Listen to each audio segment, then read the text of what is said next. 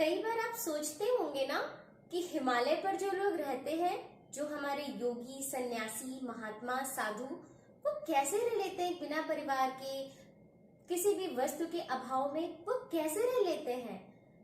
तो मैं अंजलि प्रभाकर आज आपको बताऊंगी कि उनका परिवार कौन होता है, परिवार के सदस्य कौन कौन होते हैं वहां पर, और या फिर वो योग परंपरा में जब हिमालय ही नहीं संसार में रह के भी उनका परिवार छोड़कर वो कौन से परिवार को अपनाते हैं। ये सारी चीजें मैं आज आपको एक छंद के माध्यम से बताना चाहूंगी कि एक तो गायन पद्धति में जो सबसे सर्वश्रेष्ठ छंद माना जाता है उसे शार्दुल विक्रीडित छंद है। वो बहुत ही सुंदर गायन है, उसका बहुत ही सुंदर तरीके से गाते हैं और मन को शांति मिलती है। सबसे पहले तो मैं वो छंद आपको गाकर सुनाती हूँ। धैर्यं यस्य पिता क्षमा च जननी शान्तिश्चिरं गेहिनी सत्यं मित्रमिदं दया च भगिनी भ्राता मनाः संयमः शय्याभूमितलं दिशोऽपि वसनं ज्ञानामृतं भोजनम् हेति यस्य कुटुम्बिनो वद सखे कस्माद् भयं योगिनः हेति यस्य कुटुम्बिनो वद सखे कस्माद् भयं योगिनः।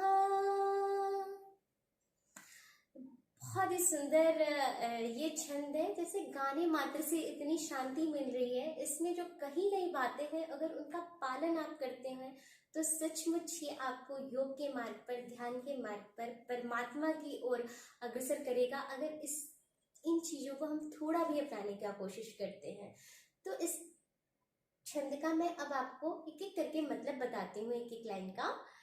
कि धैर्यं यस्य पिता, यानी धैर्य जिसका पिता है, क्षमा च जननी, और जननी बोलते माता को, क्षमा जिसकी माता है, शांति ऋश्चरम गेहिनी, गेहिनी कहते हैं पत्नी को, और शांति जिसकी पत्नी है। हालांकि ऐसा बहुत कम होता है कि जिसकी पत्नियां शांत रहें, तो हम इस छंद में भी कहा गया है कि शांति जिसकी पत्नी है, यानी सारी पत्नियां शांत रहा करो आप।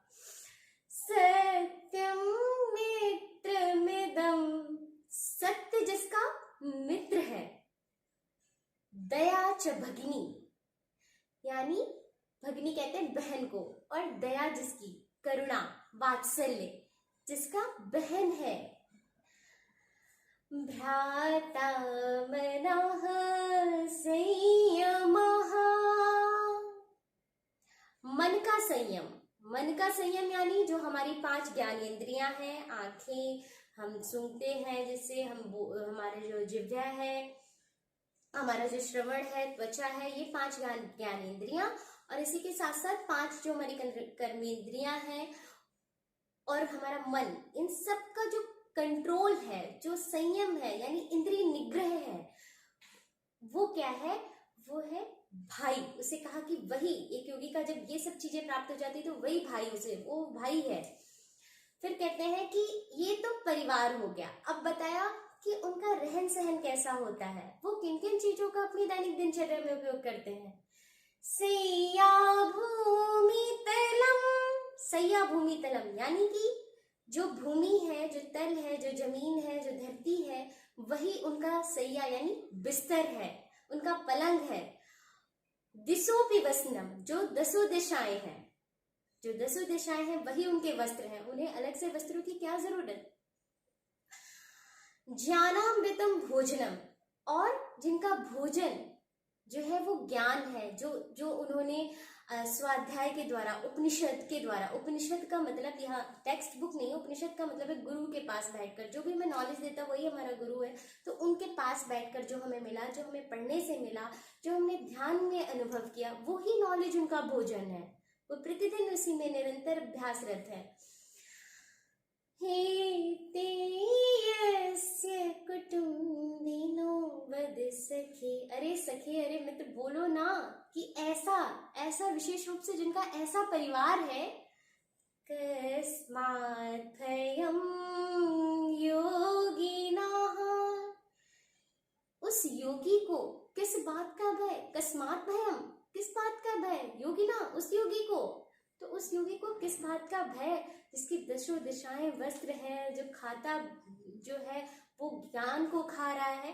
तो इस प्रकार से हमारे योगियों का जीवन होता है, जो इतनी बड़ी सोच रखते हैं। वो बताओ छोटे छोटे अभाव में वो कैसे, मतलब उन्हें किस चीज का अभाव, उनके लिए तो पूरा विश्व, पूरा ब्रह्मांड ही उनका परिवार है। वसुधैव कुटुंबकम, पूरे ब्रह्मांड को अपना परिवार मानते हैं, पूरे नेचर को वो अपना अपने निग्रह, मतलब उनका वही है। वो कहते हैं ना, अधिक निग्रह नहीं करना चाहिए, ज्यादा चीजों का इकट्ठा नहीं करना चाहिए। तो वो ज्यादा चीज क्या, ज्यादा क्या, उनके लिए तो ये ब्रह्मांड उनका सब कुछ है। उन्हें तो कपड़े भी उनकी दिशाएं हैं, उसका कोई मोल ही नहीं। तो इस तरीके से इतना सुंदर, ये तो नहीं कह सकते कि पूरी चीजों को अपना सकते हैं, लेकिन जैसे कहा गया सत्यम मित्र, यानी कि मित्र जो है वो सत्य होना चाहिए। यानी थोड़ी थोड़ी चीजें तो हम भी अपने आम जीवन में अपना सकते हैं, सत्य को अपना सकते हैं, शांति को अपना सकते हैं, और जो भी चीजें बताई गई हैं उनके द्वारा हम अपने आप को एक अच्छा इंसान बनाने की कोशिश करें। हमारे जो पुराने छंद हैं, जो हमारे श्लोक हैं, जो भी सूत्र कहे गए हैं संस्कृत भाषा में, वो इतने गहरे हैं। अगर हम उनको अपनाते हैं अपने जीवन में, थोड़ा सा भी उनका 5% भी ले लेते हैं, तो हम अपने जीवन को बहुत ही सहज रूप से चला सकते हैं, और खुशी से, आंतरिक खुशी के साथ। तो इसी के साथ अगर आपको ये वीडियो अच्छा लगा तो लाइक, सब्सक्राइब एंड शेयर करें, और इसी तरह के हम इंटरेस्टिंग वीडियोस और भी आपके लिए लाते रहेंगे। ओम।